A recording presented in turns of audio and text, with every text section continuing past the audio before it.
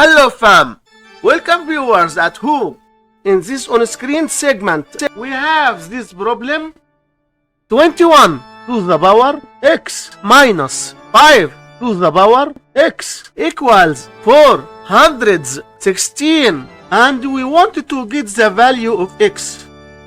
The problem might look difficult, but it becomes easier if you break down the number 416 into two numbers such as 26 times 16. Next, you are going to break down 26 into the summation of 21 plus 5 and express 16 as 21 minus 5.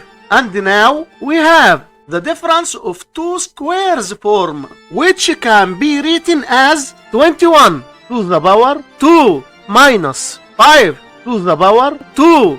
By comparing both sides of the equation, it's clear that x equals 2, and this is our final answer for this problem. Thanks for watching. Don't forget to like and subscribe for the next video.